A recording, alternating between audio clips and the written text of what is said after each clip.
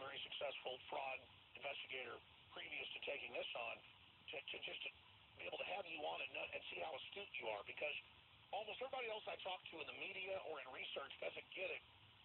But the mainstream media and the big think tanks will tell you what they're going to do before, how they package the propaganda, how they roll it out. And exactly, they're telling us that those states that were normally Republican are now going to go for Hillary.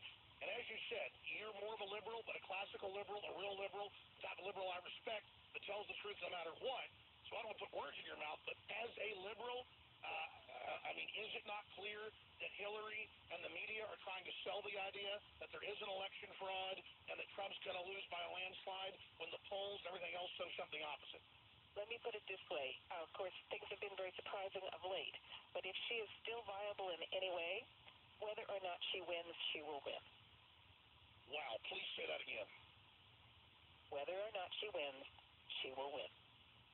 Now, she may be removed from office afterwards, and as you may recall, Richard Nixon was right in the middle. He had been 4 months into Watergate scandals and was reelected and removed from office later. But what's so disturbing about that is, you know, there's actually some Republican elites who might prefer getting her in and removing her from office. Oh, of course. They can't control. Of course, exactly. The whole power structure is against Trump. I mean, whether he's perfect or good or bad, I mean, if we claim we're against the corrupt power structure, then how can we not be for Trump? I mean, I'm sorry. Well, you know, and I really feel like this is, I'll say this as well.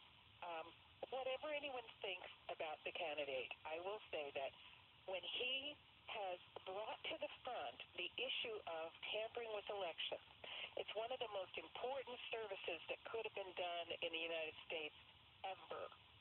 Really important, because it was taboo for the media to talk about it, and it forced them to talk about it. Now, they put a whole bunch of, you know, happy faces on it. Well, it can't be done because blah, blah, blah, blah, blah, which was kind of nonsense, but it forced it out into the public, into the open. And I think, you know, that's kind of the beauty of actually having the real public actually pick their candidate, is because you may get someone who, at first glance, you kind of go, I don't know about that, but it can make the pendulum start to go back the other direction when that happens. And I just think that alone was just so important, because we cannot, I mean, if not now, then sometime, if we keep doing these unauthenticatable mystery elections, there will be a perfect storm, and there could be something that becomes very destabilizing.